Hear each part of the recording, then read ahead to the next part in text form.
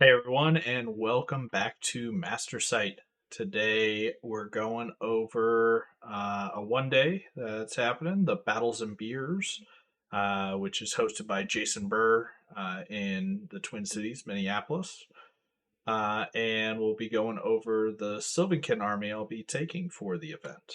So let's go ahead, jump into the pack, and we'll go over the list and get to it. So, the Battles and Beers for Rule Pak. Yeah, RulesPak. So, so Jason hosts this event. This is the fourth year running now. Can't believe it's already been four.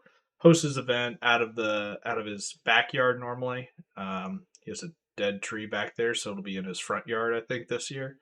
But yeah, it's a great event. He keeps it pretty reasonably cheap. All the money goes to pretty much just the food that you're going to get fed and the alcohol you're going to drink for the day.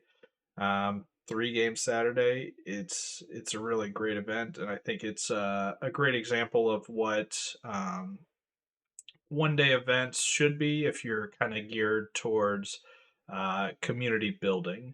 So that's like bringing in new people that maybe haven't played at an event before. And then also, I think his event does a really good job of encouraging veteran players to not bring their masters lists or the best army that they have to try and go for the gold, as it were, and win. So yeah, he just does a lot of things. So he raised the price a little bit this year just due to the way prices are going in general, but $35 is dirt cheap. Um, he makes lunch for you, burgers and brats. They make dinner for you, briskets and pulled pork. They have beer and other alcohol. They make a concoction called Giggle Juice. All of that's available with the price of your entry, so you do not need to leave for the day. You are there, and yeah, it's really great. He also has in here if you have allergies or food restrictions, let him know. He'll accommodate. So, uh, just a really welcoming environment in general there. So I mean, that alone, I just go and hang out at his house for the food. But we got 3 games of Kings of War in there too. Um, so it's 2,300 points. And then miniatures wise and painting wise, I think one of the big things that really helps with encouraging newer players as well as encouraging veteran players to play something different. Um, he allows any models and whatnot, which is pretty typical, proxies, within reason, and then the models that you bring, they don't have to be painted for the event, um, because the event itself does not actually have a painting score built into it. We'll get to that in just a moment. But yeah, all you need is models on the appropriate base. That is all he requires.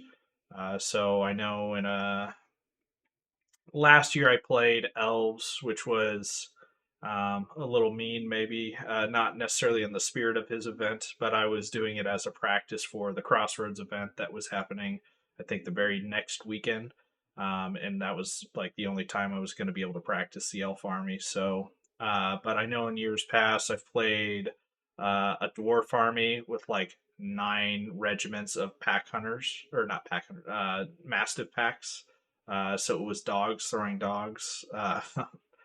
And just, silly lists like that is really what I kind of attribute his event to is let's take something random, something fun, something that, I would never take to serious tournament, but yeah, that's really what I look at when I read through the pack and really kind of the spirit of the event as a whole. So army lists, yeah, you have to have copies of your lists, items you should bring. All that's pretty basic. He does still do clocks. I mean, several people play without a clock, and then he'll just call time. So, uh, but yeah, 3 rounds, scenarios out of the book, no kill though. Very standard terrain. Your buildings and woods are height 9. There are fields that are height 1 and flat, so he does a mixture of both. And then attrition or games are straight win, loss, draw, and then there is attrition up to a max of +4, and it's just straight kill points. It's not differential for the attrition. So again, I think a very good choice for a casual type 1 day. Less emphasis on. I mean, it's always great to have tactical options and whatnot, but less emphasis on the you have to be thinking about how much you let your opponent kill and all that. And it's just more based off of go in there, kill the stuff you can, have some fun, try to win the scenario, call it a day. So yeah, so 19 points is your max score for the games. So you over 3 games, max is 57 possible points. There is no like real sports score, but there is the possibility bad game vote. I don't think it's happened, but he does have in here bad game votes. He could potentially reduce points from battle scores based off of TO discretion. So I actually like that in there. Just I don't think it's you're never. I shouldn't say never. You're almost never going to enforce that, but I think that's absolutely the right way to do it, especially when um, there's no like sports scores. There's a vote for best sport is really what it comes down to. So tiebreakers are attrition, then best game votes, and then a coin flip. So sports. So sports wise, you'll vote for your favorite opponent of the 3 that you played. Whoever has the most votes wins. If there's a tie, it's whoever has the most battle points, attrition, coin flip. So very straightforward, very simple. Player's choice. So even though the armies that you're playing with and the models that you play with don't need to be painted, uh, there is a separate little like individual unit painting competition award. So um, everybody can enter one entry for free. Then all the players will vote on the unit or model. It's just a single entry that they like the most. The unit or model you submit has to be painted within the past year or since the last event, last Battles and Beer event. Um, yeah, and then it doesn't need to be part of your army. It can be a completely separate unit. It doesn't even need to be a fantasy model. So again, I think it's really cool because it allows people, especially people that maybe Kings isn't their first game or primary game that they play, but it really incentivizes them to come play. And hey, if you've been painting your 40K stuff, your firefight game, your AOS, old world, whatever game you have that you've been playing, well, though you can use some of those stuff, just put it on the right base, and then you could also enter it into a painting competition. So it really, I think, incentivizes players of all types to attend. And then the awards, first general, second general, just straight battle for those.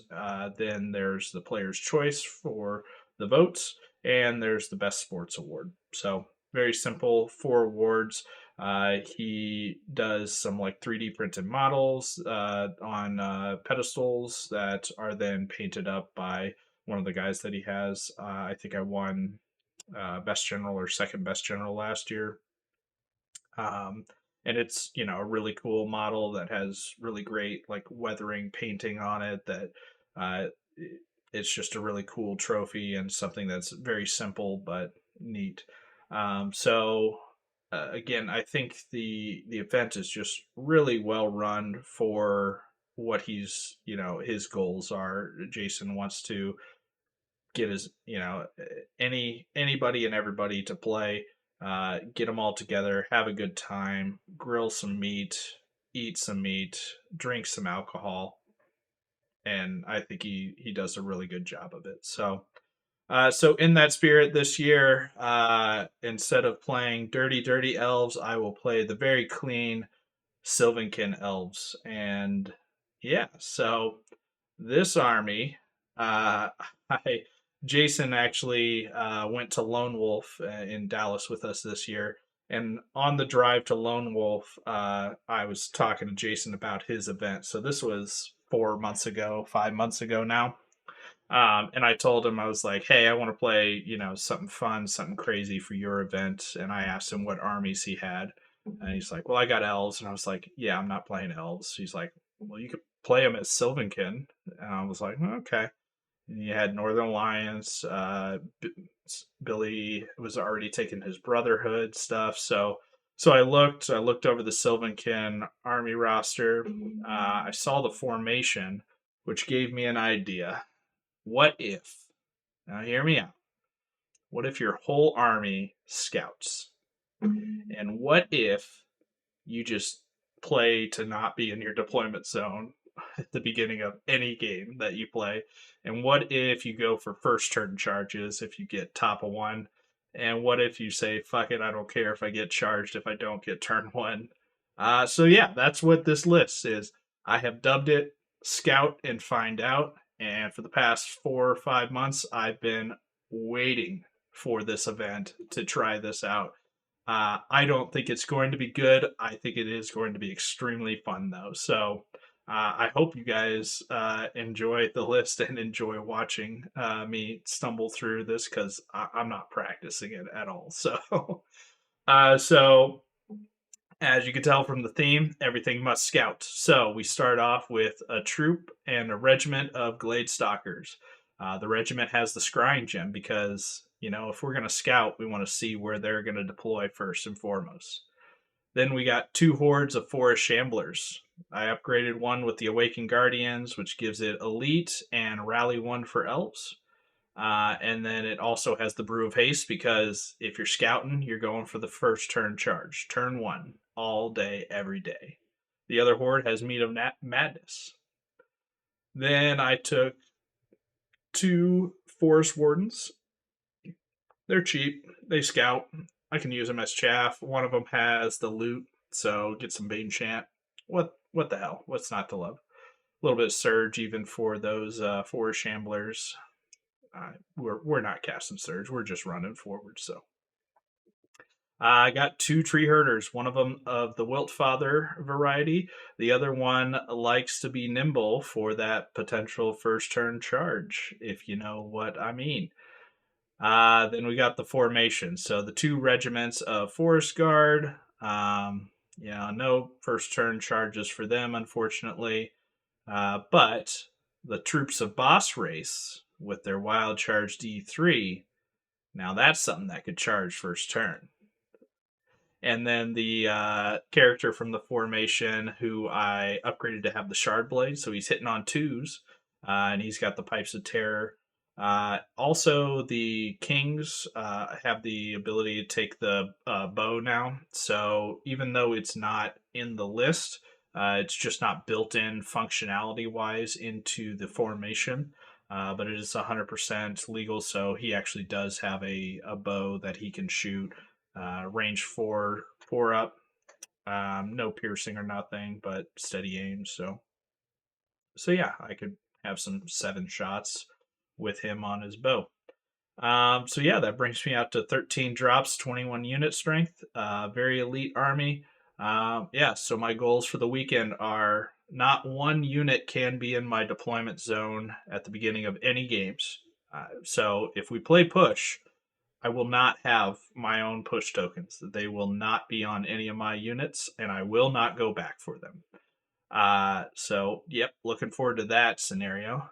Goal number 2 is either I'm going to kill my opponent or they're going to kill me by turn 4 because turn 1, the goal is turn 1, there better be a charge, whether that's against me or for me. there's going to be a charge turn one every game.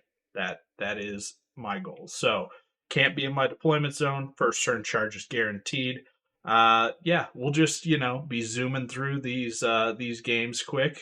So hopefully first one done like 30-45 minute games. We're just going to go at it. So so yeah, like I said, I hope you guys look forward to this one. I know I'm looking forward to playing it. It's going to be a lot of fun. So yeah, that's all I have to talk about. So I will catch up with you guys after the first game with the first battle report.